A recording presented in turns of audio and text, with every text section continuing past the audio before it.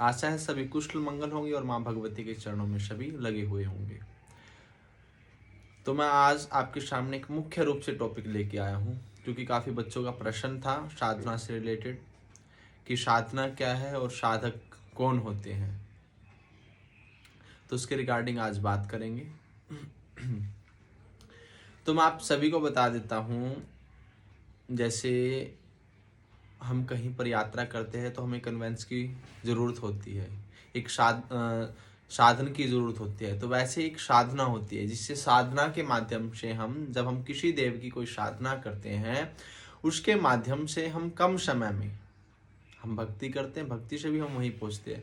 लेकिन जब हम साधना करते हैं, किसी का संकल्प उठाते हैं कि मैंने संकल्प लिया कि मैं 11 दिन तक या 21 दिन तक ये पाठ करूँगा, माँ भगवती की अर्चना करूँगा, पूजा अर्चना करूँगा, मैंने संकल्प लिया, संकल्प मैंने साधना उठाई।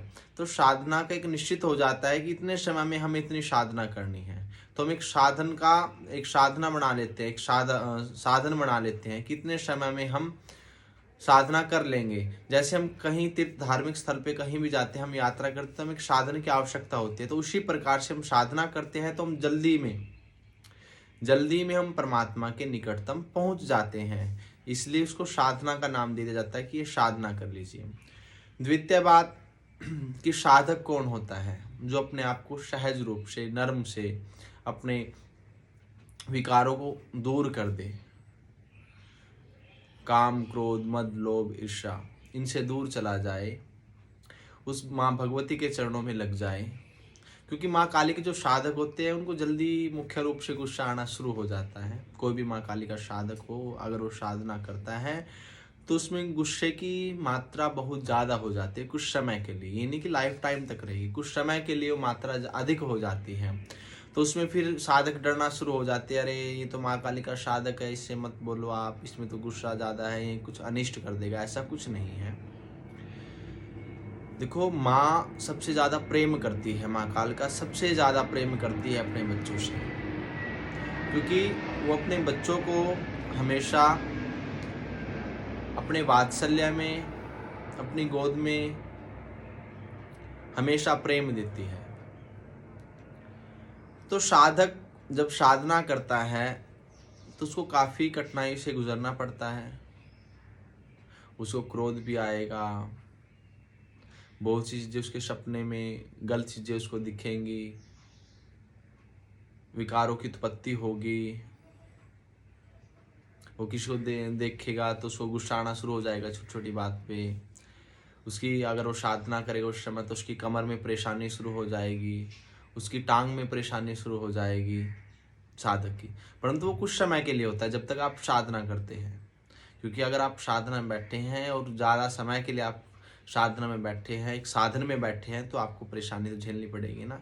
क्योंकि आप कम समय में प्राप्ति करना चाहते हो किसी देव की, और आपको मिल भी जाए, क्योंकि आपके अंदर पेशेंस नाम की तो चीज़ है ही नहीं। क्योंकि आपको हर चीज़ ना जल्दी में चाहिए, जल्दी जल्दी जल्दी जल्दी जल्दी, क्योंकि पेशेंस है नहीं। फिर आपको दिव्य दृष्टि भी चाहिए कि जैसे दूसरे भक्तजन देख लेते हैं कि वो ऐसा बता देते हैं, ऐसा बता देते हैं बिना पूछे, हमें भी ऐसा बनना है, हमें भी ऐसा बनना है। देखो, ना तो ये कोई कोर्स है और ना ही किसी का कंपटीशन कर रहे हो। आप उस भगवती से प्रेम कर रहे हो, उस भगवती को प्राप्त करने के लिए, उसके प्रेम को पाने के लिए, उसके वात्सल्य को पाने के लिए आप उसकी साधना कर रहे हो। तो जब तक आपके अंदर एक विकार होगा, आपके अंदर एक स्वार्थ होगा, तो आप कुछ भी प्राप्त नहीं कर पाओगे। तो ये साधक का कर्म नहीं होता, क्योंकि साधक स्वयं होता है। हम उनको बोलते हैं कि नीवा की झुके, सबको आदर सत्कार दे, सबको सम्मान करे।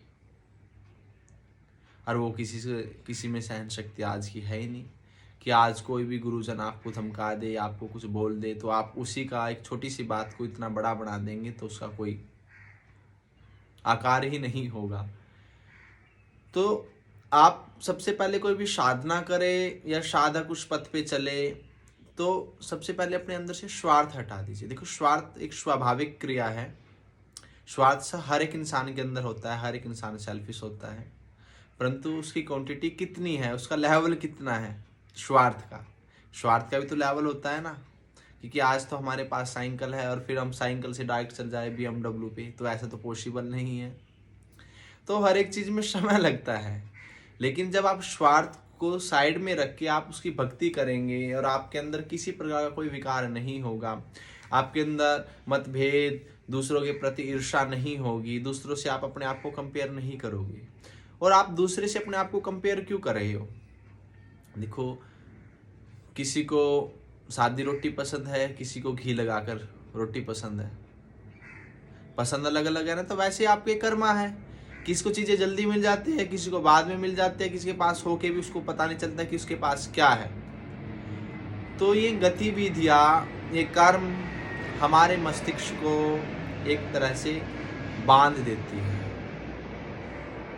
और जब ये चीजें बंध जाती है तो इंसान सोचता है कि अभी मेरे को क्या करना है।